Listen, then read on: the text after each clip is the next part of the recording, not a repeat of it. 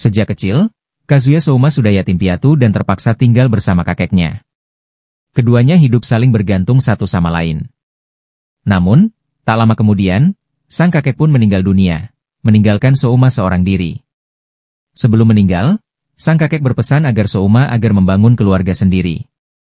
Ia berkata bahwa ia merasa telah menjalani hidup yang indah, dan berharap Souma juga merasakan hal yang sama. Pesan itu menjadi wasiat baginya. Di dunia lain, kerajaan Alfreden sedang menghadapi situasi yang sangat genting. Para pemimpin kerajaan tidak tahu harus berbuat apa untuk mengatasi krisis ini. Mereka pun mengambil langkah yang tak terduga, yaitu melakukan ritual sihir tingkat tinggi untuk memanggil seorang pahlawan dari dunia lain untuk membantu mereka. Di negeri seberang, para penyihir melaksanakan ritual pemanggilan pahlawan. Semua sinar cahaya memancar dari dalam istana, menembus langit malam dan terlihat kekuatan dahsyat yang mengguncang seluruh wilayah. Pada saat itu, Souma sedang belajar di perpustakaan untuk mempersiapkan ujian calon pegawai negeri. Saat sedang membereskan buku, tiba-tiba sesuatu yang aneh terjadi. Sebuah lingkaran sihir muncul di bawah kakinya dan menariknya ke dunia lain. Yang ternyata para penyihir dari Alfred lah yang telah memanggilnya untuk menjadi pahlawan mereka. Souma jatuh dari langit, namun untungnya ia mendarat dengan selamat di tempat ritual. Para penyihir pun terkejut melihatnya. Mereka sama bingungnya dengan Souma, yang tiba-tiba dari orang biasa lalu dijadikan pahlawan. Tak lama Souma dibawa menghadap raja dan ratu. Namun, Souma tampak sangat kesal karena dipanggil tiba-tiba ke tempat asing ini. Raja pun tak bisa menyembunyikan rasa malunya karena harus bergantung pada orang asing untuk menyelesaikan masalah negara. Souma menyadari bahwa sikapnya berlebihan. Souma pun meminta untuk diberi penjelasan situasi di sini sebenarnya. Lalu raja menjelaskan bahwa dunia ini dihuni oleh berbagai ras yang hidup berdampingan dalam damai. Namun, sekitar 10 tahun lalu, pasukan Raja Iblis tiba-tiba muncul dari wilayah utara, melalui celah ruang bernama Alam Iblis. Sejumlah monster besar keluar dan memunculkan kekacauan. Kekaisaran Grand Chaos, yang dikenal sebagai negara dengan wilayah terluas di benua ini, menjadi pusat perhatian. Negara lain pun memutuskan untuk membentuk aliansi dan melawan bersama. Namun, pertempuran tidak berjalan mudah. Para monster itu sangat kuat dan sulit dikalahkan. Mereka berhasil menguasai sepertiga wilayah benua, menghancurkan negara-negara di utara, dan menjadikannya sebagai wilayah kekuasaan mereka. Di sisi lain, Kekaisaran Grand Gaia yang terletak di barat memimpin perlawanan terhadap ekspansi pasukan iblis. Namun, kerajaan Alfreden menolak ikut berperang. Akibatnya, Grand Gaia menuntut Alfreden untuk memberikan bantuan finansial, dengan alasan bahwa ini adalah perang demi kelangsungan umat manusia. Sayangnya, Alfreden tengah mengalami krisis keuangan dan tak sanggup memenuhi tuntutan tersebut. Karena itu, mereka memutuskan untuk memanggil pahlawan dari dunia lain. Souma merasa sangat kecewa ketika mengetahui bahwa dirinya dijadikan pahlawan di dunia itu. Ia pun bertanya tentang masa depannya di tangan kekaisaran, namun tak ada satupun yang bisa memberikan jawaban. Souma bingung. Ia tak tahu bagaimana definisi seorang pahlawan di dunia ini. Seseorang kemudian berkata bahwa pahlawan adalah seseorang yang mengarahkan perubahan zaman. Namun definisi itu sulit dipahami karena masa depannya kini menjadi sesuatu yang tak bisa ia prediksi. Padahal, di dunia lamanya, ia hanya ingin menjadi pegawai daerah dan hidup tenang. Namun kini nasib sekarang ia terdampar di tempat asing, miskin, dan penuh masalah. Meski begitu, dengan pola pikir calon pegawai negeri, Souma akhirnya mengusulkan strategi yang dianggap sangat masuk akal. Ia menyarankan agar Alfreden menjadi kuat agar tidak terus bergantung pada kekaisaran. Ia memperkenalkan konsep negara makmur, dan memiliki militer yang kuat yakni mengumpulkan kekuatan secara bertahap sampai mampu berdiri sendiri. Awalnya, tak ada yang percaya bahwa strategi itu bisa diterapkan. Tapi Souma tetap menawarkan diri untuk membantu sebagai pahlawan. Raja dan para pejabat kerajaan kemudian membawa semua buku negara agar memberi informasi pada Souma. Setelah lebih dari 3 hari melakukan pertemuan intens, sang raja tiba-tiba turun tahta dan menyerahkan kekuasaan kepada Souma. Souma, kini menjadi raja yang baru, yang tampak lelah, dengan lingkaran hitam di bawah matanya dan tubuh kurus karena kurang tidur. Tak hanya itu, ia bahkan dinikahkan dengan putri tunggal raja yaitu Putri Liscia. Berita bahwa Souma menjadi raja menyebar ke seluruh wilayah kerajaan. Ketiga marsekal yang memimpin pasukan Alfreden pun terkejut mendengarnya. Semua orang tak percaya, sebab mereka belum pernah melihat Souma mengambil keputusan sehebat itu sebelumnya. Putri Liscia, yang sedang bertugas di daerah jauh, langsung menunggang kuda kembali ke ibu kota. Ia khawatir orang tuanya telah digulingkan oleh Souma. Namun ia justru melihat sang raja dan ratu tengah bermesraan dan tak peduli pada urusan negara. Putri Listia pun marah dan khawatir bahwa negara akan jatuh ke tangan orang asing. Tapi sang raja meyakinkannya bahwa ia percaya Souma adalah orang yang cakap. Ia turun tahta demi kebaikan negara. Akhirnya Listia menerima itu. Tapi ia menolak keras pernikahan. Tak lama kemudian, Listia mendatangi Souma secara langsung untuk mengetahui seperti apa orang itu sebenarnya. Dalam perjalanan, ia berpikir bahwa Souma pasti hanyalah pria tak berguna. Tapi saat memasuki ruangan, ia melihat Souma sedang bergulat dengan tumpukan dokumen, dan wajahnya penuh lingkaran hitam karena kurang tidur. Souma lalu bertanya apakah Listia bisa membaca. Setelah membuktikan bahwa ia terdidik dan mampu berhitung dengan baik, Souma memintanya untuk menjadi asisten. Listia langsung memprotes. Ia adalah seorang putri terhormat, mengapa harus bekerja seperti rakyat biasa? Tapi Souma menganggapnya sebagai bantuan tenaga kerja baru. Yang kemudian Listia menyatakan bahwa ia adalah mantan putri kerajaan dan saat ini bertugas di bawah komando Duke Alfreden. Ia seharusnya patroli di daerah, tapi terpaksa kembali karena berita ini. Souma pun berkata bahwa ia sendiri terkejut bisa menjadi raja begitu mendadak. Soal pertunangan, Souma mengatakan bahwa Listia bebas membatalkannya jika memang tak menyukainya. Demi membangun kembali negara, Souma bahkan menjual sebagian perhiasan kerajaan untuk mendapatkan dana. Menurutnya, saat rakyat kelaparan, menyimpan barang mewah hanyalah tindakan sia-sia. Di dunia ini, beberapa jenis monster digunakan sebagai alat transportasi. Dan meskipun tak ada teknologi modern seperti di dunia Souma, kekuatan sihir di sini sangatlah maju. Souma mengetahui bahwa semua pahlawan yang dipanggil ke dunia ini memiliki semacam kekuatan sihir dalam diri mereka. Ia pun dibawa oleh para penyihir Alfreden untuk memeriksa kemampuan sihirnya. Begitu tiba di ruang kerja Souma, Listia melihat semua orang sibuk bekerja. Saat itu, Souma memberitahu bahwa sihir yang dimilikinya adalah kemampuan mengendalikan boneka. Kemampuan itu memungkinkan kesadarannya disalurkan ke dalam suatu objek. Dengan memanfaatkannya, Souma bisa mengendalikan banyak pena sekaligus untuk mencatat dokumen secara bersamaan. Meskipun terlihat sederhana, sihir ini sangat berguna. Berkat kemampuan itu, ia bisa menangani berbagai pekerjaan sekaligus dengan lancar. Di ruang kerjanya, para staf sedang menyelidiki sumber dana negara yang digunakan tanpa izin, pengeluaran yang melebihi rencana, dan jika ditemukan pejabat yang melakukan korupsi, maka akan diproses sesuai hukum. Putri Listia yang awalnya angkuh pun akhirnya ikut membantu Souma. Saat ini, Souma sedang menjalankan sejumlah kebijakan untuk menangkap para pejabat korup, dan seluruh aset hasil korupsi akan disita demi pembangunan negara. Setelah seharian membantu Souma menyelesaikan tumpukan dokumen, lalu Listia tertidur di sofa. Souma pun memanfaatkan kesempatan itu untuk mengamati tunangannya. Namun, Listia tiba-tiba terbangun dan tampak sangat malu melihat Souma berdiri di sebelahnya. Melihat mata Souma yang merah dan letih, jelas bahwa ia telah menghabiskan malamnya bersama laporan, dokumen, dan ratusan pekerjaan lain. Souma lalu berkata bahwa ia ingin menunjukkan sesuatu pada Listia. Saat fajar menyingsing, keduanya menunggang kuda bersama. Dalam perjalanan, mereka banyak mengobrol. Listia bertanya apakah Souma memiliki keluarga atau kekasih di dunia asalnya. Souma menjawab bahwa di dunia itu, ia sendirian. Ia lalu membawa Listia ke ladang yang selama ini menyedot banyak anggaran negara yaitu ladang kapas. Di sana, Souma menjelaskan dengan serius rencana pembangunan dan arah kebijakan negara ke depan. Jika suatu saat Souma tidak lagi berada di sini, maka Listialah yang akan memimpin pembangunan negara menggantikan dirinya. Listia bingung, apalagi saat mengetahui bahwa seorang raja seperti Souma turun langsung ke kantin untuk sarapan bersama para prajurit. Salma berkata bahwa hal itu ia lakukan untuk menghindari gaya hidup yang terlalu mewah.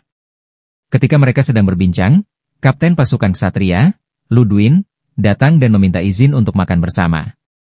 Ia sangat tertarik dengan kebijakan baru Souma yang penuh perubahan. Meski begitu, Souma tetap merasa gelisah karena belum menemukan banyak orang berbakat di dalam istana. Satu-satunya pengecualian adalah Perdana Menteri Mars. Dari Mars pula Souma mengetahui bahwa Alfreden memiliki sebuah alat sihir yang bisa menyiarkan gambar ke seluruh negeri. Ia pun berniat menggunakannya untuk merekrut talenta dari seluruh penjuru. Tak lama kemudian, Souma menggunakan alat sihir tersebut untuk mengumumkan secara langsung ajakan bagi semua warga negara yaitu untuk datang ke ibu kota dan ikut serta dalam kontes perekrutan talenta. Siapapun yang memiliki kemampuan terbaik di bidangnya akan diangkat langsung menjadi pejabat istana. Dengan kata-kata yang membakar semangat, Souma berhasil meyakinkan masyarakat. Bahkan mereka yang hanya merekomendasikan orang lain akan diberi imbalan. Setelah siaran berakhir, Souma tersenyum puas karena berhasil mencapai tujuannya. Namun, Liscia merasa khawatir jika setelah berhasil memulihkan Alfreden, Souma akan kembali ke dunianya. Maka, ia memutuskan untuk menikah dengan Souma agar bisa menahannya di dunia ini. Para finalis kontes talenta pun dibawa ke istana untuk bertemu langsung dengan Souma. Dan acara ini disiarkan secara langsung dan disaksikan oleh seluruh rakyat di kerajaan. Ketika bertemu dengan Souma, semua peserta memberi penghormatan dan berlutut, kecuali satu orang yaitu seorang prajurit Dar Elf bernama Aisyah menurut adat suku Dar Elf. Mereka hanya berlutut di hadapan tuan mereka sendiri. Mereka yang berasal dari suku Dar Elf tinggal di sebuah wilayah bernama Hutan Penjaga. Perdana Menteri Mars menjelaskan bahwa Aisyah adalah prajurit terkuat di Alfreden. Namun Aisyah menolak hadiah dan hanya ingin meminta bantuan kepada Souma. Aisyah menjelaskan bahwa di Hutan Penjaga, sudah bertahun-tahun tidak ada tunas pohon yang tumbuh. Setelah mendengar itu, Souma menyadari bahwa penyebabnya adalah hutan yang tidak pernah dipangkas. Daun-daun pohon besar menghalangi cahaya, sehingga pohon kecil di bawahnya tidak bisa tumbuh. Mendengar penjelasan Souma, Aisyah akhirnya berlutut. Ia bersumpah menjadi selir Souma dan memohon agar Souma mau datang ke Hutan Penjaga untuk mengajarkan cara memangkas pohon. Setelah Aisyah, seorang penyanyi cantik bernama Yuna tampil untuk audiensi. Melihat Souma yang tampak terpukau, Liscia merasa sedikit cemburu. Souma meminta Yuna untuk menyanyikan lagu yang bisa membangkitkan semangat rakyat. Ia bahkan mengusulkan agar Yuna menyanyikan lagu dari tanah kelahirannya. Sayangnya, Yuna tidak tahu lirik lagu itu. Beruntung, saat datang ke dunia ini, Souma sempat membawa iPhone miliknya. Ia lalu memberikan AirPods kepada Yuna dan memutarkan lagu dari dunia asalnya.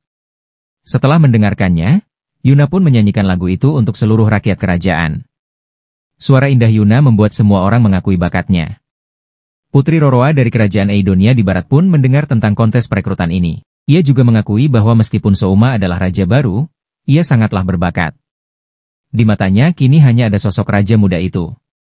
Peserta berikutnya yang tampil adalah seorang pria gemuk ceroboh bernama Ponco. Ia jatuh tersungkur saat berjalan menuju Souma. Tapi ternyata, Ponco adalah seorang dewa makanan yang telah mencicipi berbagai hidangan lezat di seluruh kerajaan.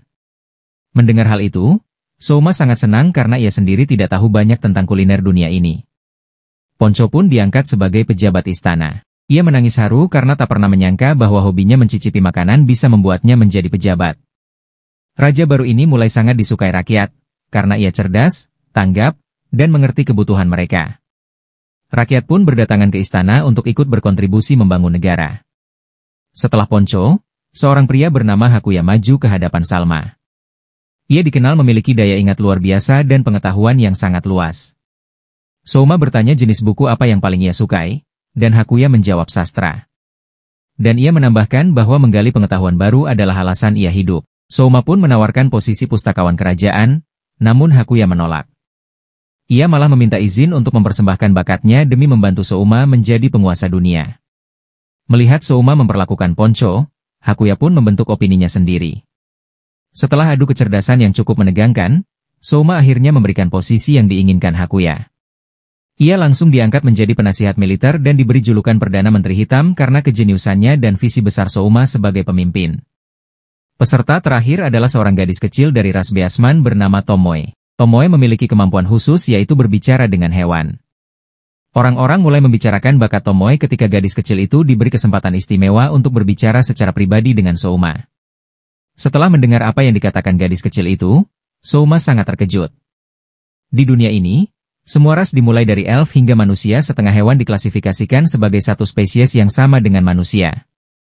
Namun, suku iblis diklasifikasikan sebagai spesies yang berbeda, meskipun sebagian dari mereka juga memiliki wujud seperti manusia. Spesies berlendir bernama Zenli, yang tampak seperti monster menurut pandangan sang raja, dianggap sebagai hewan oleh penduduk di sini.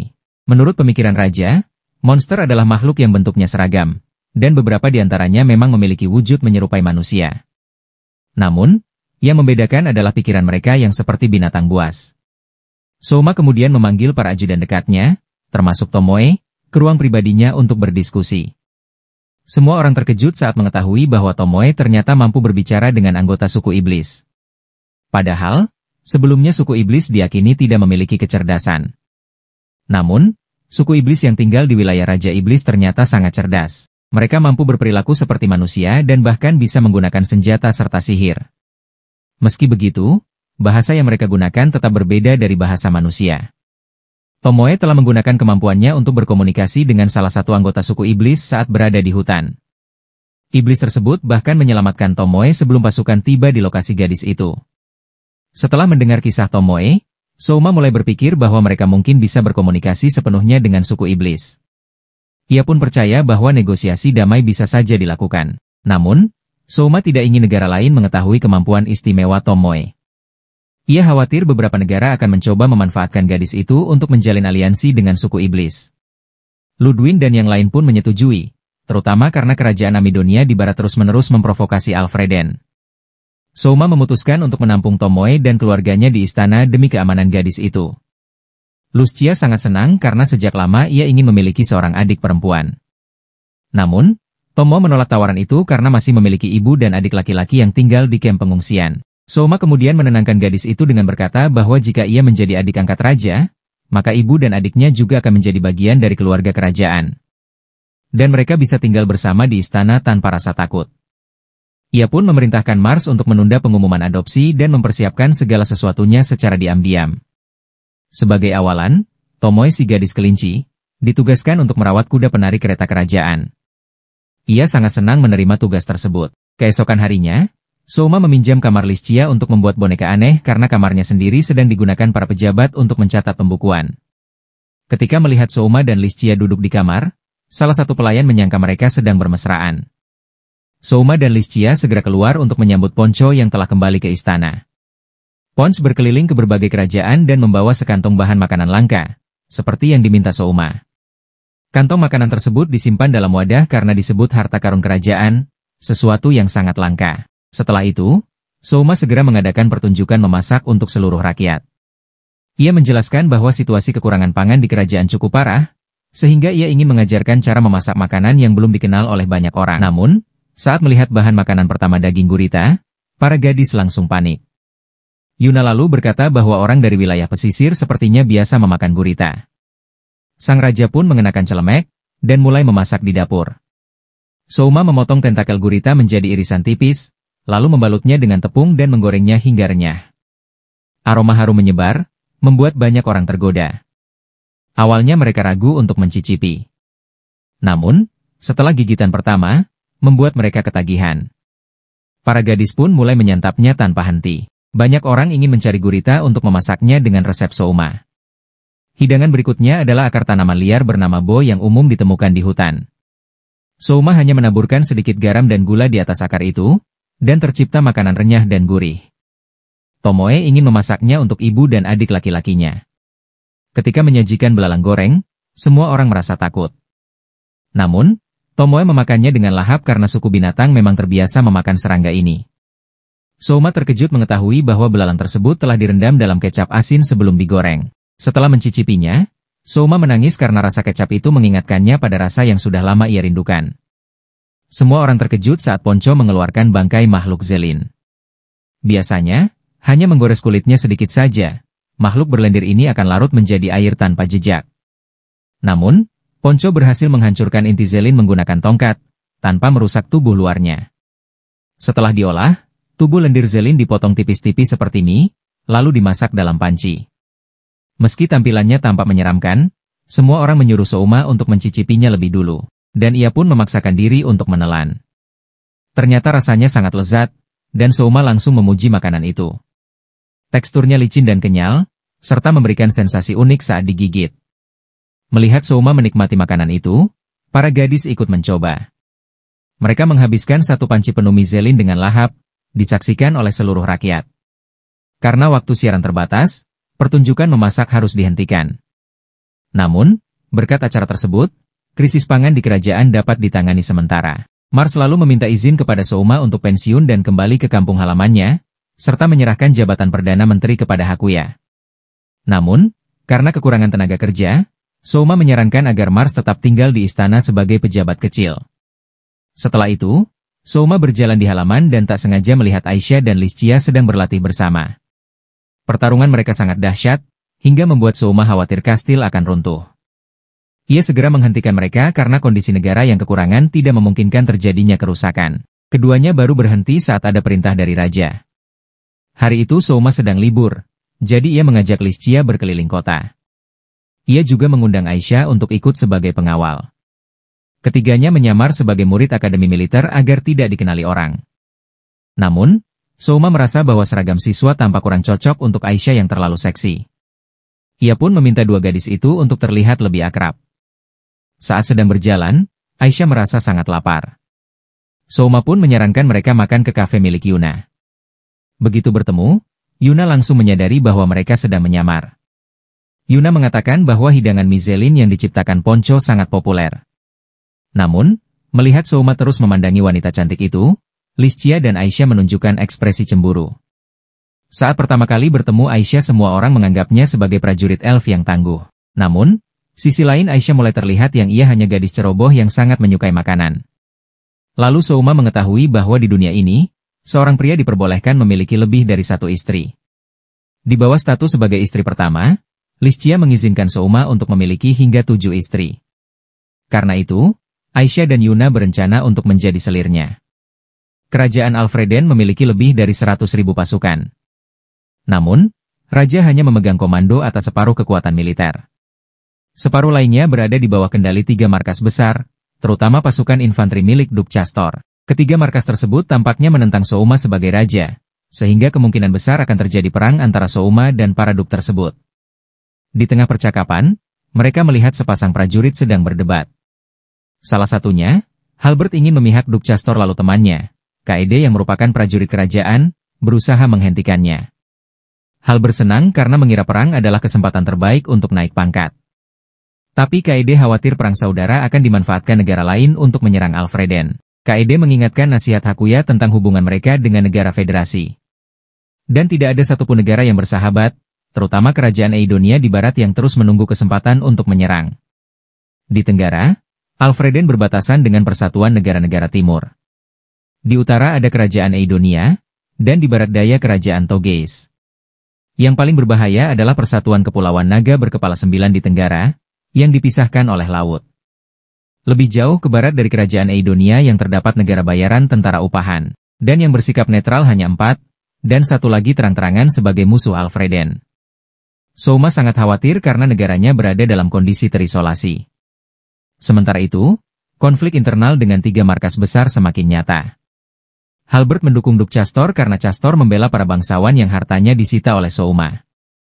Namun, Kaede menjelaskan para bangsawan itu korup, jadi memang pantas. Perdebatan antara Halbert dan Kaede semakin memanas, Souma tiba-tiba menghampiri mereka.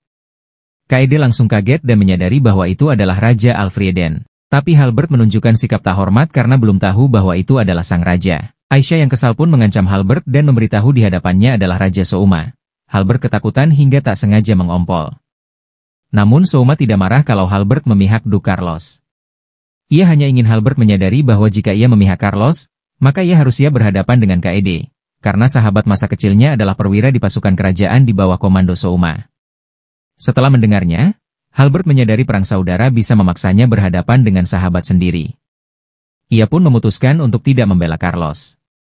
Setelah kejadian itu, ketiganya diberi waktu bersantai. Aisyah sibuk menghayal impiannya.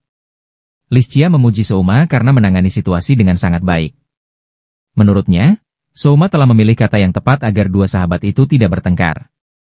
Namun, Souma dengan merendah ia berkata bahwa ia mengatakan apa yang ada di pikirannya. Listia lalu mengambil inisiatif dan bertanya apakah Souma ingin menyandar di pangkuannya. Souma terkejut, namun Listia menegaskan bahwa mereka sudah bertunangan.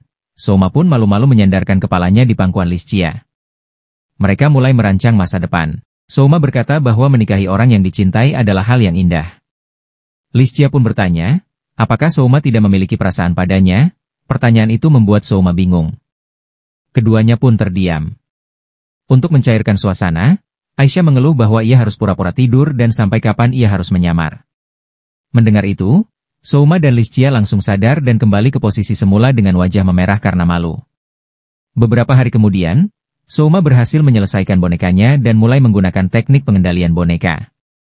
Kemudian ayah Halbert tiba-tiba datang meminta bertemu. Ternyata Kaede menceritakan seluruh kejadian di kafe Yuna kepada ayah Halbert. Sebagai Jenderal Souma, sang ayah langsung memukul Halbert karena berpihak pada Du Carlos. Namun Souma menasihatinya untuk tidak memukul terlalu keras, atau ia bisa kehilangan ahli warisnya. Souma kemudian meminta Halbert untuk bergabung dengan pasukan kerajaan dan menjadi wakil tim yang dipimpin Kaede.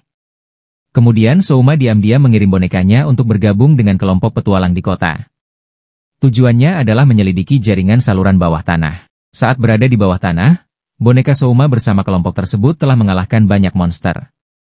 Mereka mengira boneka itu adalah manusia sungguhan. Karena bisa mengalahkan ular putih raksasa hingga dinosaurus. Dan kali ini, mereka bertemu monster ungu menyeramkan yang mengeluarkan air liur menjijikan dari mulutnya. Menyadari bahwa mereka tak bisa menang, kelompok itu melarikan diri. Saat mundur, boneka Souma tersandung dan jatuh. Lalu salah satu rekan melemparkan bom ke arah monster tersebut. Dalam keadaan terluka, monster itu menembakkan peluru dari tubuhnya. Ketika peluru hampir mengenai sang pelempar bom, boneka Souma melindunginya. Berkat itu, mereka berhasil melarikan diri dari tempat tersebut. Setelah keluar, gadis yang diselamatkan itu membersihkan boneka sambil berterima kasih. Semua anggota kelompok penasaran apa yang dipikirkan oleh boneka itu. Dan seperti biasa, setelah misi selesai, Souma membersihkan bonekanya secara menyeluruh. Saat sedang mandi, Liscia masuk dan melihat boneka itu. Ia berkata bahwa boneka itu tampak lebih besar dari kemarin. Namun Souma tidak membahas soal ukuran. Ia hanya berkata bahwa boneka itu ia kirim ke terowongan bawah tanah untuk menyelidiki kondisi di sana. Keesokan harinya, Souma mengumpulkan Liscia dan para pejabat kerajaan. IQ mengucapkan terima kasih atas kerja keras mereka. Ia menyebut mereka sebagai harta berharganya, dan menyatakan bahwa kini mereka sudah memiliki modal cukup untuk membangun kota baru bernama Veneti Nova. Souma memberitahu Liscia bahwa ia berencana membangun kota pesisir di wilayah selatan. Kota itu akan menjadi pusat jual beli dan ekspor barang-barang dari Alfreden. Di kawasan Teluk, ia berencana membangun pelabuhan besar. Dan kota ini akan mempermudah transportasi barang melalui darat maupun laut. Jika berhasil, kota ini akan menjadi jantung negara, dan jalan-jalan di sekitarnya akan menjadi pembuluh darahnya. Souma lalu menjelaskan kepada Liscia betapa pentingnya distribusi barang bagi sebuah negara. Visi ke depan yang ia miliki sangat luas. Para pejabat yang mendengarkan presentasinya pun takjub. Sebagai bentuk apresiasi, Souma mengumumkan bahwa semua orang akan mendapatkan libur selama 5 hari. Ia awalnya ingin memberikan medali penghargaan, namun membatalkannya karena hal itu bertentangan dengan kebijakan penghematan kerajaan. Sebagai kompensasi, Souma memberi hari libur dan memperbolehkan mereka mengambil botol anggur dari gudang. Setelah rapat selesai, Liscia merasa Souma bertindak agak berlebihan. Souma pun mengakui bahwa ia mulai bekerja sejak pagi buta, sehingga pikirannya agak kacau. Meski begitu, Liscia tetap khawatir tentang kesehatan Souma yang terlalu banyak bekerja. Souma berkata, jika ia mati, Alfreden bisa memanggil pahlawan lain. Namun saat Souma tertidur, Liscia berbisik bahwa ia hanya membutuhkan Souma, lalu mengecupnya. Keesokan harinya, Souma bersama rombongan berangkat ke pesisir selatan untuk memulai pembangunan kota baru. Namun, Ludwin menyampaikan bahwa penduduk sempat menolak. Menurutnya, para warga menentang karena khawatir akan membuat murka Dewa Laut. Mendengar tentang Dewa Laut, Souma tampak bingung. Ia pun bertanya pada Liscia dan Liscia terbata menjawab bahwa memang ada orang yang percaya, tapi menurutnya dewa itu tidak benar-benar ada. Para bawahan Souma pun menganggap kepercayaan itu hanya tahayul. Souma lalu menemui kepala desa tua untuk menanyakan alasan di balik penolakan tersebut. Di pertemuan pertama, sang kepala desa bersikap arogan dan sombong. Namun, begitu mengetahui Souma adalah raja, ia langsung berlutut lalu percakapan serius pun dimulai. Kepala desa menceritakan bahwa sejak zaman nenek moyang, tempat itu dianggap berbahaya dan tak ada yang berani tinggal di sana. Ia menjelaskan bahwa wilayah laut itu adalah milik Dewa Laut. Siapapun yang berani membangun kota di sana akan ditenggelamkan oleh ombak besar. Namun, kisah tentang Dewa Laut yang mampu menciptakan gelombang raksasa itu terjadi ratusan tahun yang lalu. Souma pun menyadari bahwa Dewa Laut yang dimaksud adalah tsunami. Ia memahami bahwa tsunami bisa terjadi dalam waktu yang sangat lama. Meskipun begitu, hal itu tidak membuat Souma menyerah. Ia tetap ingin melanjutkan rencana pembangunan pusat negara, namun dengan sedikit penyesuaian. Lokasi pembangunan kota dipindahkan agak ke selatan, demi menghindari risiko ditelan tsunami di masa depan. Ia juga ingin agar kota tersebut memiliki sistem yang mampu bertahan dari bencana semacam itu. Souma kemudian menjelaskan tanda datangnya tsunami menurut pengalaman para tetua desa. Salah satu tandanya adalah gempa bumi itu terjadi akibat pergerakan lempeng di bawah laut, yang menyebabkan dasar laut naik atau turun. Para warga kagum mendengarkan penjelasan Souma yang sangat terperinci. Namun, tak lama Souma sadar bahwa ia sudah terlalu banyak bicara. Ia kemudian menyimpulkan bahwa saat tsunami terjadi, penduduk harus segera mengungsi ke tempat tinggi. Dan informasi ini harus segera disebarkan kepada warga yang tinggal di wilayah Teluk. Sementara itu, Liscia dan Aisyah duduk tanpa memberikan komentar. Mereka berdua mengagumi Souma yang begitu giat. Aisyah berkata bahwa raja sangat peduli pada kerajaan. Liscia lalu bertanya apakah ia menyukai Souma. Aisyah tanpa ragu mengatakan bahwa ia sangat menghormati raja. Teknologi di dunia ini memang sudah digunakan untuk membuat kapal tempur raksasa. Namun mereka belum mampu menciptakan mesin yang bisa menggerakkan kapal secara mandiri. Oleh karena itu, mereka melatih spesies naga laut untuk menarik kapal di laut. Atas perintah Souma, Kaede memimpin kelompok prajurit kerajaan untuk membangun jalan ke arah selatan. Namun, Halbert merasa sangat tidak nyaman melihat sesama prajurit kerajaan harus bekerja membangun jalan. Meski begitu, ia hanya diam dan tak berani memprotes di hadapan Souma. Para prajurit yang membangun kota tanpa kelelahan, mengenakan baju putih alih-alih seragam militer. Waktu makan siang tiba. Halbert mencicipi hidangan yang diciptakan Souma bernama daging panggang jahe dan memujinya karena rasanya lezat. Ia pun mengakui bahwa Souma memiliki bakat dalam memasak. Kaede kemudian menceritakan bagaimana Souma mengirim utusan ke suku serigala untuk mengambil rempah-rempah, yang tak hanya membantu suku tersebut mencari nafkah, tapi juga membuat rakyat kerajaan untuk menikmati makanan yang enak. Kaede juga menyebut bahwa Souma telah membangun jalan dan menciptakan inovasi pangan, sehingga kelangkaan makanan berhasil ditekan. Halbert terkejut, tak menyangka bahwa Souma memiliki pandangan yang begitu luas. Ia lalu berkata bahwa setelah makan, ia ingin tidur sejenak yang ternyata itu juga dianjurkan oleh raja demi meningkatkan produktivitas kerja. Setelah itu, Souma dan rombongan pergi meninjau pembangunan jalan di pedesaan. Ia mengajak Halbert untuk ikut dan mengatakan bahwa jalan-jalan baru ini cukup kuat untuk dilalui oleh binatang penarik gerobak. Selain itu, Souma merintahkan penanaman pohon penolak iblis, yang dapat memancarkan getaran yang dibenci oleh monster dan hewan liar. Pohon-pohon itu menjadi lapisan pelindung alami agar binatang buas tak mendekat ke permukiman. Menariknya, Souma tidak menanam pohon itu secara sembarangan. Jarak tanam diatur dengan cermat, bahkan, ia menggunakan kapal bercahaya untuk dijadikan sebagai lampu jalan saat malam hari. Saat semua orang sedang mengobrol, seekor burung pembawa pesan datang menghampiri Aisyah. Aisyah langsung panik setelah membaca pesan bahwa desa para elf baru saja dilanda gempa bumi. Lebih dari separuh desa Aisyah tertimbun tanah akibat bencana tersebut. Souma langsung berusaha menenangkan Aisyah dan memerintahkan para prajurit untuk menuju desa guna mengevakuasi korban. Saat Aisyah ragu, Souma berkata bahwa ia memiliki kekuasaan untuk mengerahkan banyak orang. Ia meminta Aisyah tak khawatir dan ia akan membantu. Mendengar itu, Aisyah terharu. Kemudian Souma menyuruh Aisyah memimpin pasukan menuju hutan penjaga untuk menyelamatkan semua orang. Kaede pun segera bergerak mengerahkan pasukan. Liscia ditugaskan kembali ke ibu kota untuk meminta tambahan tim penyelamat, sekaligus melapor kepada Hakuya agar bantuan logistik segera dikirim ke desa elf. Liscia langsung berangkat tanpa membuang waktu. Namun muncul masalah baru yaitu perjalanan dari lokasi saat ini ke desa elf tidak bisa cepat dan memakan waktu 2 hari penuh. Souma bertanya pada Halbert apakah ada sihir untuk teleportasi. Mendengar itu, Halbert langsung kebingungan dan berkata, kalau ada sihir seperti itu, untuk apa kita susah payah membangun jalan?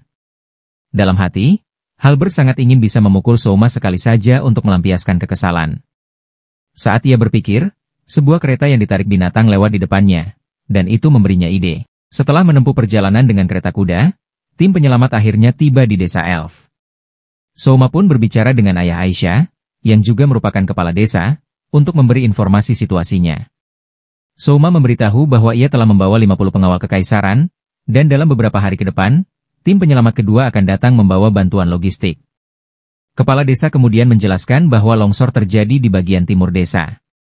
Ada korban jiwa lebih dari 100 orang, dan jumlah orang yang hilang lebih dari 40. Souma meminta kepala desa untuk membuat daftar jumlah pasti korban dan juga menugaskan orang-orang untuk mengawasi gunung. Jika gunung berguncang atau mengeluarkan suara aneh, segera laporkan. Aisyah maju menawarkan diri untuk menjalankan tugas itu. Ayahnya pun mendukung, karena Aisyah dan temannya sering bermain di hutan ini, sehingga ia sangat mengenal medan jalurnya. Setelah memahami kondisi wilayah, Souma segera memerintahkan para prajurit untuk menyelamatkan korban yang terperangkap di bawah reruntuhan tanah dan batu. Ia memperingatkan semua orang agar tidak memaksakan diri. Jika saat evakuasi mereka melihat tanda-tanda longsor, maka harus segera mundur. Souma juga menggunakan boneka kayu berbentuk tikus untuk merayap masuk ke dalam reruntuhan demi membantu proses penyelamatan. Berkat alat itu, Souma berhasil menyelamatkan seseorang yang terjepit di bawah batang pohon besar. Setelah penyelamatan selesai, ayah Aisyah sangat berterima kasih atas bantuan Souma. Namun, tetap saja banyak orang yang meninggal sebelum tim penyelamat datang. Salah satu warga yang kehilangan istrinya melontarkan kata-kata kasar kepada Souma. Tapi Souma hanya diam. Di luar, Aisyah menjelaskan bahwa pria itu adalah orang yang paling menentang penebangan pohon di hutan.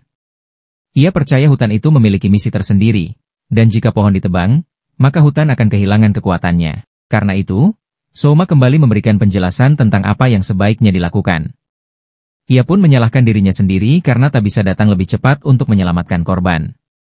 Setelah semua selesai, pasukan kerajaan berpamitan dan kembali ke ibu kota. Aisyah berdiri di atas batu besar, menatap para prajurit kerajaan yang kelelahan dan kurang tidur karena operasi penyelamatan ini. Souma pun merasakan yang sama. Liscia merasa bersalah karena tak bisa membantu dalam penyelamatan. Namun, Souma menenangkannya dan berkata bahwa dengan memanggil bantuan saja, Liscia sudah banyak membantu. Souma juga menyalahkan dirinya karena merasa belum menjadi raja dengan baik. Menurutnya, seorang pemimpin bukan hanya mengatur negara, tapi juga harus bisa menyiapkan langkah untuk menghadapi keadaan darurat. Lalu Liscia menghiburnya, tapi Souma tetap mencatat banyak hal yang belum mampu ia lakukan. Semakin ia menyebutkan kekurangannya, semakin tampak menjadi beban baginya. Sesampainya di ibu kota, Yuna datang ke kamar Souma karena khawatir akan kesehatannya. Karena belakangan ini, Souma harus menangani banyak hal. Saat membuka pintu kamar, terlihat Souma yang tergeletak di tempat tidur sambil membaca dokumen. Melihat Yuna masuk, Souma langsung menyembunyikan dokumen itu. Yuna bertanya, kenapa ia tidak istirahat saja. Dan Souma berkata bahwa ia merasa lelah, pikirannya dipenuhi banyak hal hingga sulit tertidur. Yuna lalu masuk ke dalam dan menyuruh Souma untuk tidur. Mendengar itu, Souma sempat bingung, tapi akhirnya menuruti dan berbaring. Yuna pun menyanyikan lagu dengan nada lembut untuk menidurkannya. Sementara itu, para bangsawan mengadakan pertemuan untuk membahas apakah Souma pantas diakui sebagai raja. Excelwater menjawab bahwa rakyat menjadi lebih sejahtera sejak Souma naik tahta. Karena itu, ia mendukung Souma sebagai Raja sah Alfreden. Namun, Duke Charmine menolak mengakui orang dari dunia lain sebagai raja. Duke Castor bahkan ingin bersekutu dengan Charmon untuk menggulingkan Souma dari tahta. Mendengar hal itu, Duchess Water langsung berdiri, dan bertanya apakah mereka begitu menginginkan kekuasaan. Namun, Castor menjawab bahwa ia hanya ingin mengembalikan tahta kepada Raja Albert. Duchess Water pun memperingatkan Castor agar bersiap memutuskan hubungan dengan istri dan anaknya jika ia kalah, karena istri dan anaknya adalah anak serta cucu dari sang Duchess. Tapi putri tertua Castor, bernama Carla, menuntut untuk ikut berperang bersama ayahnya. Motivasinya adalah karena Souma telah menggulingkan Raja Albert dan menyentuh Liscia yang merupakan sahabat dekatnya. Di sisi lain, Raja Gaius dari kerajaan Eidonia sahabat Liscia menyadari bahwa Alfreden berada di ambang perang saudara. Ia dan Pangeran Julius bahkan berencana menyerang Alfreden dan Waist saat perang saudara meletus. Tapi Putri Roroa menyarankan agar mereka tidak menyerang, karena Amidonia sendiri sedang dalam kondisi miskin. Sementara itu, setelah menerima laporan hasil panen, Hakuya menyampaikan bahwa krisis pangan telah teratasi. Mereka pun siap untuk melangkah ke tahap berikutnya. Ternyata, tahap berikutnya adalah ekspansi ke negara lain. Gaius telah mengumpulkan seluruh jenderal Amidonia untuk bersiap menyerang Alfreden. Target utama mereka adalah wilayah pertanian di barat daya Alfreden. Namun, seorang pejabat sipil bernama Colbert mencoba menghentikan rencana penyerangan itu. Sebelum menyelesaikan kalimatnya, sepatu raja mendarat di wajahnya. Ia mengeluh karena setiap hari harus mendengar ucapan seperti harus reformasi dulu. Tapi hasilnya tetap saja kalah. Pejabat sipil itu masih mencoba bahwa jika negara mereka menyerang secara sepihak, maka negara lain akan mengecam mereka. Semua negara telah menandatangani deklarasi kemanusiaan untuk melawan suku iblis dari kekaisaran. Singkatnya, deklarasi kemanusiaan adalah perjanjian untuk menghentikan ekspansi wilayah Raja Iblis yang terus menyerang ke selatan. Dalam deklarasi itu, kekaisaran dengan wilayah kekuatan militer bertugas menahan pasukan monster dan iblis. dan negara manusia diharapkan untuk tidak saling berperang. Deklarasi itu memiliki 3 pasal utama, salah satunya menyebutkan bahwa tidak boleh ada perubahan batas wilayah akibat konflik antar manusia. Maka jika mereka menyerang Alfreden, kekaisaran bisa saja turun tangan. Namun, Alfreden sendiri belum pernah bergabung dalam aliansi manusia melawan iblis. Oleh karena itu, Pangeran Julius berpendapat bahwa menyerang Alfreden tidak akan melanggar deklarasi, dan akhirnya Colbert dipecat. Di sisi lain, Souma menghubungi 3 duk yang menggunakan perangkat komunikasi. Ia menyatakan dengan tegas bahwa jika mereka tidak mematuhi perintahnya, maka ia akan menganggap mereka sebagai pengkhianat. Duchess bertanya apa yang akan Souma lakukan terhadap wilayah kekuasaan ketiga duk. Souma menjawab bahwa jika mereka mematuhinya, maka wilayah mereka tidak akan diganggu.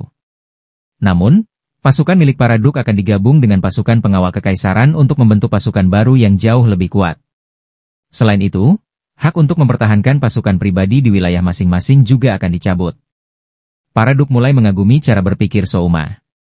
Duchess selalu menanyakan tentang kota baru yang sedang direncanakan Souma.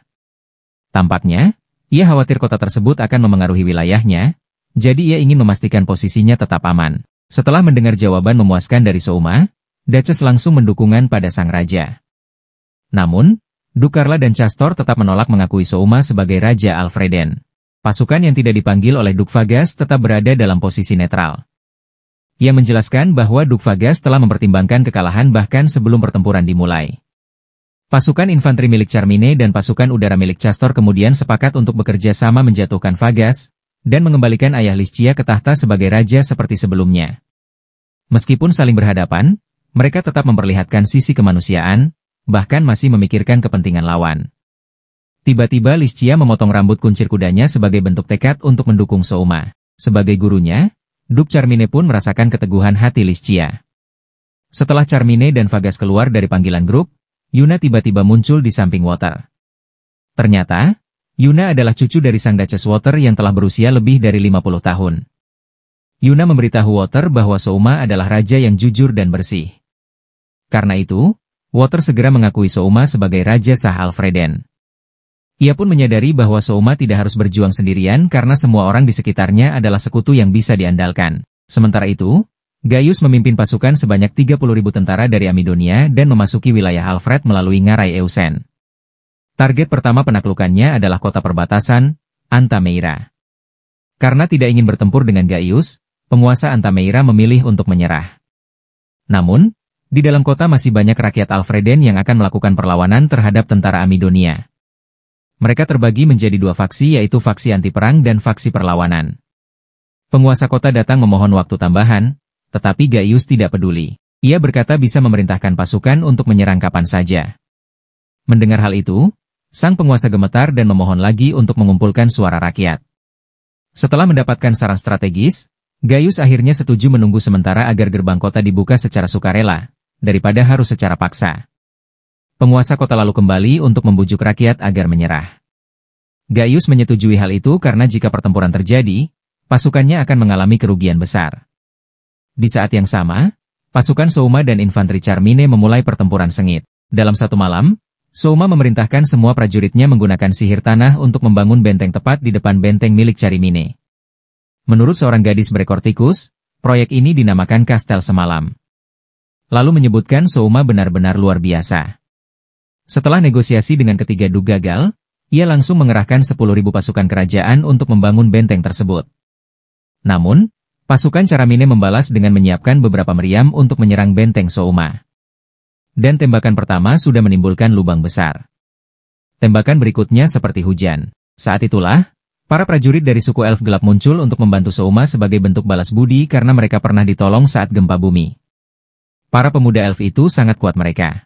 Mampu menghancurkan peluru meriam besar hanya dengan busur dan panah. Mereka berkata bahwa menembak peluru meriam jauh lebih mudah dibanding menembak elang. Segera setelah itu, Ludwin memimpin pasukan kavaleri keluar dari benteng untuk menghancurkan seluruh artileri Charmine. Para prajurit keluar dengan semangat membara. Dengan sihir api, mereka membakar seluruh meriam. Di sisi lain, Duk Charmine terlihat tegang saat anak buahnya melapor tentang situasi di lapangan. Para bangsawan korup yang berpihak pada Charmine juga gelisah melihat pasukan mereka terdesak. Namun Charmine tetap yakin Souma tidak mungkin memenangkan pertempuran ini karena pasukannya berjumlah 40.000 sementara Souma hanya membawa 10.000 orang. Sementara itu, Gaius menunggu hingga sore hari, tetapi penguasa Antameira belum kembali. Ia pun memerintahkan pasukannya bersiap menyerang kota. Namun tepat saat perintah hampir dikeluarkan, penguasa kota berlari keluar. Gaius murka saat mengetahui bahwa sang penguasa gagal meyakinkan rakyat untuk menyerah. Ia mencabut pedangnya, berniat menebas kepala penguasa itu karena kecewa. Ia berkata bahwa masih ada faksi dalam kerajaan yang memilih bertahan hingga mati. Namun, penguasa kota membawa setumpuk emas dan memohon agar Gaius bersedia menunggu 1 hari lagi.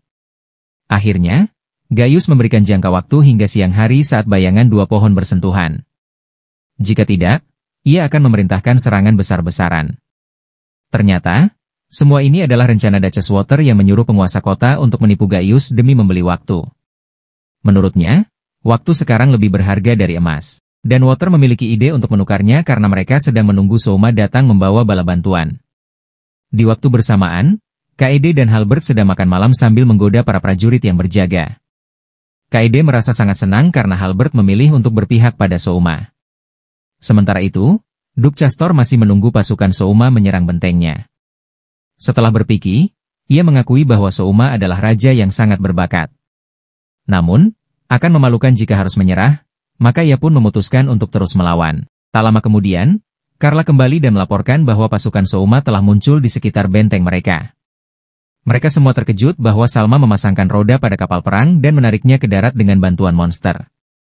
Segera setelah itu, Souma menghubungi Castor dan memintanya untuk menyerah. Namun, Castor menolak. Souma pun memerintahkan kapal perangnya menembak langsung ke arah benteng. Castor hanya tertawa, memuji kehebasan Souma yang selalu bertindak di luar dugaan. Tapi tetap tidak ada perdamaian. Castor lalu memerintahkan Carla memimpin pasukan udara menunggangi naga untuk menyerang balik. Namun mereka langsung kesulitan karena diserang sistem anti-udara kapal perang Souma. Carla sempat memerintahkan pengeboman dari udara, tetapi mereka sudah lebih dulu ditembak oleh artileri Souma. Serangan itu sangat mengejutkan, dan Carla hanya menyuruh pasukannya menyebar untuk menghindar. Ia menyadari bahwa cara untuk menang adalah menyerang dari titik buta. Titik lemah kapal itu ada pada rodanya. Setelah menyadarinya, Carla memerintahkan semua orang untuk menyerang bagian tersebut. Mereka akan berusaha menghancurkan dan menangkap Souma. Dengan penyesalan, Carla merasa seharusnya ia membantu Liscia sebagai bawahan, bukan malah berperang melawannya. Akhirnya, setelah pertempuran sengit, Carla dan pasukan udara berhasil menghancurkan meriam kapal perang itu. Tapi saat mereka naik ke atas kapal, mereka tidak menemukan siapapun. Ternyata, Souma mengendalikan kapal itu dari jauh dengan teknik kendali boneka. Kini Carla menyadari bahwa ia telah jatuh dalam perangkap Souma, dan itu sengaja dilakukan untuk memancing pasukannya keluar. Sementara itu, Souma dan pasukannya menyusup ke dalam benteng Castor dan mulai bertempur di dalam kastil. Di situ Souma masih sempat menawarkan kesempatan terakhir untuk menyerah, namun Castor tetap menolak. Sesuai perintah Souma, Aisyah menghunus pedangnya dan maju untuk bertarung melawan Duke Castor. Namun, Castor adalah seorang pria tua yang telah hidup selama ratusan tahun, sehingga Aisyah mengalami banyak kesulitan saat menghadapinya. Dalam pertempuran itu, Aisyah berkata bahwa ia ingin tetap berada di sisi raja dan sang putri selamanya. Castor pun memuji kesetiaan Aisyah, tetapi memperingatkan untuk menjaga diri karena situasinya berbahaya. Setelah mengatakan itu, Castor mengayunkan pedangnya untuk mengalahkan Aisyah. Namun, Souma langsung mengirimkan boneka kendalinya bersama Liscia untuk membantu Aisyah. Berkat bantuan itu, Aisyah berhasil mengalahkan Castor. Castor pun tergeletak di tanah, mencoba mengucapkan kata terakhirnya. Ia berkata bahwa ia telah bertarung sepenuh hati sampai detik terakhir, dan karena itu ia tidak menyesal. Setelah Castor dikalahkan, Liscia menjelaskan bahwa Souma adalah raja yang baik. Ketika Souma melihat keluar, ia menyadari bahwa kapal perangnya telah meledak dan pasukan udara mulai kembali. Waktu mereka terbatas. Ia lalu memasangkan kalung Buddha pada Castor, yaitu kalung yang bisa mencekik leher jika berani melawan Souma. Liscia terpaksa melakukannya karena Castor telah mengkhianatinya dan Souma. Tak lama, Carla tiba dan melihat ayahnya memakai kalung Buddha. Ia langsung berniat menyerang Souma, tetapi dicegah oleh Liscia. Carla pun akhirnya menyadari bahwa ayahnya telah kalah, dan ia pun dipasangkan kalung yang sama. Souma kemudian berpaling kepada Tolma dan mengatakan bahwa Tolma akan menjadi jenderal pasukan udara dan memimpin mereka di bawah komando penjaga kekaisaran. Tolma dan pasukan udaranya langsung terbang menuju benteng Charmine. Karena teman dekat, Liscia juga menyarankan agar Souma mengambil Carla sebagai selir agar ia terhindar dari hukuman. Namun, Souma menolak karena baik ayah maupun anak yang menentang raja tetap harus menerima hukuman. Segera setelah itu, para ksatria dari pasukan udara mulai membombardir benteng milik Charmine. Charmine pun terpaksa menerima kekalahan dan memerintahkan seluruh pasukannya untuk menyerah. Ia juga menangkap para bangsawan korup yang memihaknya dan menyerahkan mereka kepada Souma. Charmine juga meminta bawahannya untuk mengenakan kalung Buddha padanya, seperti yang dipakai Castor. Tak lama Souma dan seluruh pasukannya menerima kabar bahwa Charmine telah menyerah. Namun, Charmine sangat terkejut saat mengetahui bahwa Souma kini memimpin pasukannya menuju wilayah barat. Ternyata, sang raja sedang mengincar target yang lebih besar. Charmine pun merasa senang dan berkata bahwa sang putri dan raja seharusnya bergandengan tangan untuk mengatasi tubuh tua dan lemah ini. Ternyata, para bangsawan korup telah bersekongkol menyewa tentara bayaran dari luar negeri untuk menggulingkan Souma. Charmine pura-pura memberontak demi mengumpulkan mereka dalam satu tempat agar bisa ditangkap sekaligus. Di ruangannya, Charmine duduk seorang diri, dan menyadari bahwa ini mungkin saat terakhirnya berada di tempat itu. Ia membuka sebotol anggur pemberian Pastor Anbeach dan menyesali bahwa ia tidak sempat melihat Putri Liscia yang mengenakan gaun pengantin yang paling indah. Ternyata, ayah Albert lah yang telah membocorkan seluruh rencana Charmine pada Souma. Sementara itu, Carla dan ayahnya telah memberontak tanpa mengetahui rencana tersebut. Di sisi lain, Gaius dan Julius telah menunggu setengah hari, tetapi kota Antameira belum juga menyerah. Mereka hampir memerintahkan pasukan untuk menyerang ketika melihat Duchess Water berdiri di atas tembok kota. Julius langsung menyadari bahwa Water kemungkinan telah bekerja sama dengan Souma. Ia memperingatkan bahwa ini mungkin jebakan dan mereka harus segera mundur. Water lalu menggunakan sihir untuk menciptakan layar raksasa untuk Gaius berbicara langsung dengan Souma, dan seluruh rakyat juga bisa mendengarnya. Souma menyatakan bahwa ia telah berhasil menghentikan perang saudara. Namun ia belum bisa menyarungkan pedangnya karena pihak Eidonia memanfaatkan kekacauan ini untuk menyerang wilayahnya. Mendengar hal itu, rakyat menjadi panik. Souma melanjutkan dengan menuduh Eidonia dan para duk telah bersekongkol dengan 3 duk demi keuntungan pribadi. Ia lalu bertanya pada rakyat apakah mereka menganggap para penyerang itu layak diampuni. Para rakyat menjawab tidak. Dengan tegas, Souma menyatakan bahwa kerajaan Alfreden kini menyatakan perang terhadap Eidonia. Gaius yang mendengarnya langsung marah, menyebut Souma anak sombong yang berani menyebut keinginan 3 generasi keluarga kerajaan sebagai tindakan tidak sopan. Souma membalas dengan menyatakan bahwa kini ia sedang membawa pasukan ke barat, dan targetnya adalah ibu kota Eidonia. Ia memperingatkan bahwa selama pasukan Gaius masih belum bergerak, tentaranya akan datang dan membakar negeri mereka. Menurut Souma, tindakan Gaius memasuki wilayah Alfreden adalah sebuah invasi. Maka, atas nama seluruh rakyat Alfreden, ia resmi menyatakan perang terhadap Eidonia. Gaius yang mengetahui bahwa Souma sedang bergerak menuju Eidonia panik dan memerintahkan seluruh pasukan untuk kembali melindungi kerajaan mereka. Butler dari Roroa juga menginformasikan bahwa Souma sedang menyerang mereka. Sementara itu, saat pasukan Gaius sedang menyeberangi Ngarai untuk kembali ke tanah air, Putri Eidonia kagum pada Souma. Ia menyadari bahwa Souma selalu selangkah lebih maju dari ayahnya. Ia pun menebak bahwa jalan tercepat untuk kembali ke negeri mereka adalah melalui Ngarai Uden. Souma mengetahui hal ini dan telah mengatur pasukan untuk menyergap di sana. Dan benar saja, pasukan Eidonia jatuh ke dalam jebakan tanpa sempat bereaksi. Kerugian mereka sangat besar yaitu lebih dari 400.000 pasukan tewas dalam penyergapan. Terlihat sang raja tetap berhasil mengumpulkan pasukan dan logistik baru sebanyak 200.000 orang. Namun, saat mereka tiba di dataran terbuka, wilayah itu telah dipenuhi bendera kerajaan Alfreden. Gaius mengira ibu kota telah jatuh, tetapi Julius memintanya melihat ke arah kastil.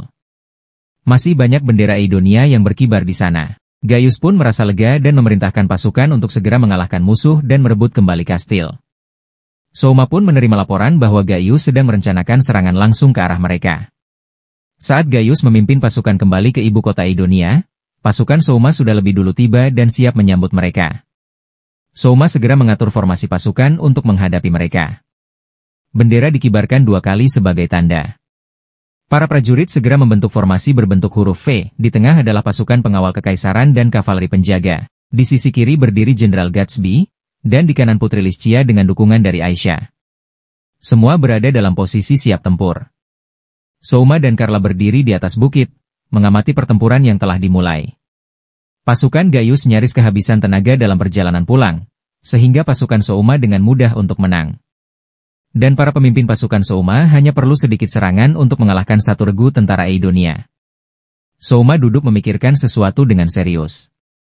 Carla menghampiri dan bertanya keadaan Souma. Souma tersenyum dan berkata bahwa tugas raja hanyalah memberi strategi pertempuran, bukan turun langsung. Souma berkata, jika pasukannya kalah, ia rela menyerahkan kepalanya demi memohon ampunan bagi para jenderalnya. Mendengar itu, Carla terkejut dan bertanya apakah Souma tidak takut mati. Souma pun menutup mulutnya sambil tertawa kecil dan berkata bahwa ia hanya bercanda, karena sikapnya tidak seperti raja yang lain. Kemudian, Souma mengakui bahwa dirinya adalah seorang pengecut.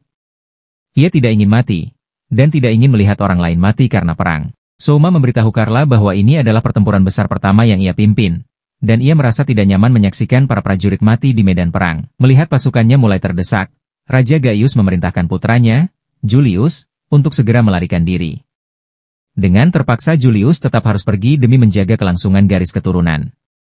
Sementara itu, Gaius memutuskan untuk tetap tinggal menyerang pasukan Souma demi membuka jalan darah agar putranya bisa meloloskan diri. Namun sebagai anak yang berbakti, Julius bersikeras akan menahan pasukan musuh agar ayahnya bisa kabur. Gaius menolak. Menurutnya, tujuan utama Souma adalah untuk mengambil kepalanya. Dan itu cukup untuk membuat Aidonia runtuh. Julius tidak menyangka bahwa Souma datang sejauh ini hanya untuk membunuh ayahnya. Tak ingin berdebat lagi, Gaius memerintahkan Julius untuk segera pergi. Julius pun menolak meninggalkan ayahnya begitu saja, tapi Gaius menyatakan bahwa ini adalah perintah raja. Jika Julius tidak ada, maka tidak ada penerusnya. Meski berat, Julius akhirnya pergi. Sebelum menunggang kudanya, ia menyampaikan permintaan maaf terakhir kepada ayahnya, lalu melarikan diri menuju ibu kota. Setelah itu, Raja Gaius memacu kudanya, menyerbu ke medan pertempuran dengan tujuan mengambil kepala Raja Souma. Souma menerima laporan bahwa pasukan utama Aidonia telah mundur, sementara Raja Gaius maju sekuat tenaga untuk merebut kembali tanah yang ia klaim sebagai miliknya. Setelah menerima perintah dari Souma, Carla pun membentangkan sayapnya dan terbang menuju pertempuran. Ludwin memimpin pasukan. Dan mengenali sosok yang mendekat adalah Raja Gaius, ia segera menunggang kuda dan melemparkan tombaknya ke arah musuh. Sayangnya, yang terkena bukan raja asli. Sementara itu, Carla telah terlibat dalam duel langsung dengan Gaius. Gaius menyatakan bahwa tujuannya hanyalah kepala Raja Souma. Ia ingin memenuhi ambisi 3 generasi keluarga kerajaan di titik ini. Sebaliknya, Carla pun bertekad membawa kepala Gaius untuk diserahkan kepada Souma. Namun meskipun memiliki kekuatan manusia naga, Carla kewalahan menghadapi Gaius. Melihat hal itu, Souma terpaksa mengendalikan bonekanya dan maju untuk membantu Carla. Gaius semakin terpancing. Ia berkata bahwa dirinya tak akan dikalahkan oleh boneka seperti itu. Souma akhirnya tiba di lokasi pertempuran bersama beberapa prajurit. Ia memperkenalkan diri sebagai Raja Souma dan bertanya apakah benar Gaius adalah orang yang telah menginjak-injak kerajaannya. Gaius menjawab bahwa wilayah Alfreden dulunya juga merupakan bagian dari Aidonia, jadi menginjakkan kaki di tanah sendiri tidak salah. Lalu ia bersiap menyerbu Souma, namun dicegat oleh boneka. Souma segera memerintahkan Carla untuk membakar boneka tersebut. Carla pun menurut seketika boneka itu meledak dan ikut menghantam Gaius. Sayangnya, Carla juga terkena dampaknya.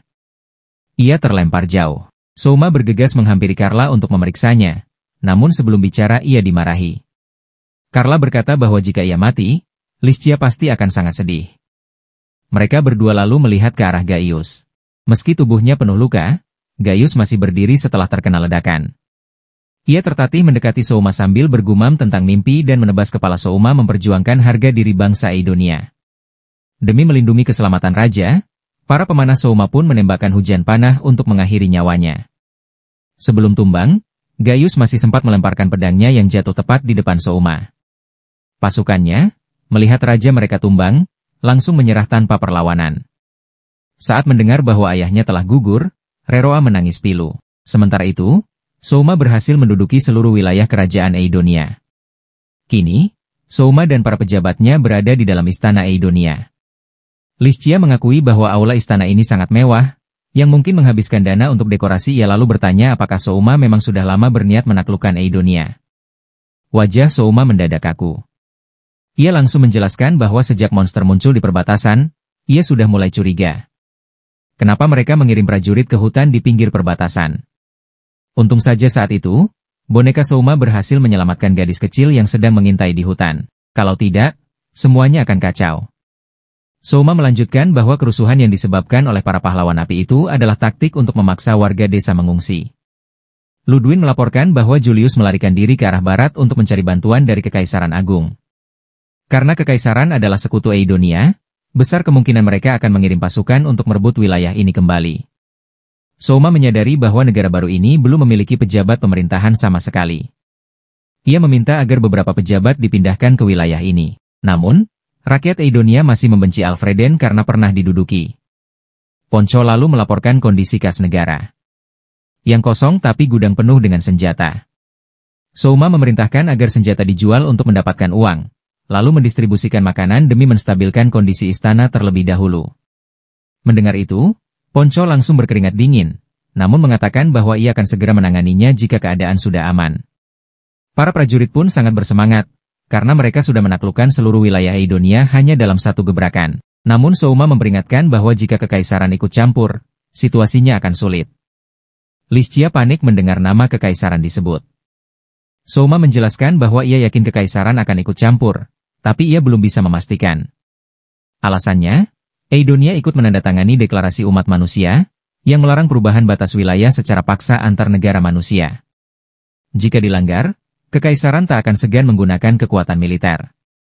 Namun Souma sadar bahwa ada celah dalam deklarasi tersebut, dan karena itulah ia tidak ikut menandatanganinya. Ia pun menyuruh semua orang agar segera menangani urusan pasca perang sebelum negara Kekaisaran tiba. Dimanapun Ludwin dan pasukannya lewat, dan rakyat selalu menghindar. Di saat itu, Yuna tiba di ibu kota Eidonia dengan mengenakan seragam angkatan laut untuk bertemu Souma. Melihat Yuna dan Souma berbicara dengan akrab, Liscia cemburu. Menyadari itu, Aisyah berlari dan menepuk kepala Liscia sebagai bentuk hiburan. Souma agak malu, lalu segera mengalihkan pembicaraan. Ia berkata bahwa ia memanggil Yuna untuk menjalankan sebuah rencana. Liscia pun tampak terkejut. Setelah itu, Souma dan Aisyah menggunakan alat transmisi gambar untuk menyelenggarakan acara musik bagi seluruh rakyat Eidonia. Mereka mengundang Yuna serta penyanyi lainnya dari Eidonia untuk tampil bergantian di panggung. Rakyat sangat antusias, karena ini adalah pertama kalinya mereka bisa menonton pertunjukan seperti itu. Eidonia dulunya adalah negara militer, jadi seluruh aktivitas rakyat sangat dikontrol. Namun kini, Souma memberi kebebasan bagi rakyat untuk melakukan apa yang mereka sukai. Kekaisaran Agung adalah negara dengan potensi militer terbesar di benua. Pemimpinnya adalah seorang permaisuri muda bernama Maria. Saat ini, ia baru saja menerima kabar bahwa Eidonia telah diduduki oleh Alfreden. Maria mengetahui bahwa pihak yang pertama kali menyatakan perang adalah Gaius, bukan Souma. Karena itu, ia mengutus adik perempuannya, Jane, untuk pergi ke Eidonia dan bernegosiasi dengan Souma secara damai. Berkat kebijakan baru yang diterapkan Souma, kehidupan rakyat Eidonia kini menjadi jauh lebih sejahtera. Melihat perubahan ini, Roroa merasa yakin bahwa Julius tidak akan mampu merebut kembali Eidonia. Souma telah memberikan kemakmuran yang sebelumnya tak pernah mereka alami. Ia bahkan memerintahkan Ponco untuk membagikan makanan kepada rakyat miskin di kota. Souma lalu mengajak Yuna dan Tomoe untuk menyamar dan berkeliling kota guna memantau keadaan rakyat. Yuna pun memanfaatkan momen langka itu untuk merayu Souma. Souma membelikan Tomoe sepasang sepatu baru. Gadis kecil itu sangat bahagia hingga hampir menangis. Souma juga membelikan Yuna sebuah jepit rambut sebagai ucapan terima kasih atas dukungannya selama ini. Tak lama kemudian, mereka berhenti di bawah pohon untuk duduk dan menikmati suasana damai di sana. Namun, mereka belum sempat duduk dengan tenang ketika Jane tiba-tiba muncul untuk berbicara dengan Souma. Souma segera mengenali bahwa Jane adalah utusan dari Kekaisaran yang dikirim untuk menuntut kembali wilayah Eidonia. Jane merasa sangat terkesan melihat bagaimana Souma mampu mengubah sebuah negara militer menjadi negara yang sedang berkembang seperti sekarang. Ia juga tidak menyangka bahwa Souma menggunakan alat transmisi gambar untuk menyiarkan berita bagi rakyat. Meskipun begitu, Jane tetap harus menjalankan tugas untuk mengembalikan Eidonia kepada Julius sesuai dengan hukum dalam deklarasi umat manusia. Oleh karena itu, ia mengusulkan agar dilakukan perundingan dengan Souma, lalu segera kembali ke Kekaisaran. Setibanya kembali di istana, Souma memberikan sebuah lipstik kepada Aisyah, yang ia beli di pasar sebagai hadiah kecil. Liscia tampak cemburu, sehingga Souma langsung menghadiahkan sebuah kalung yang sangat indah.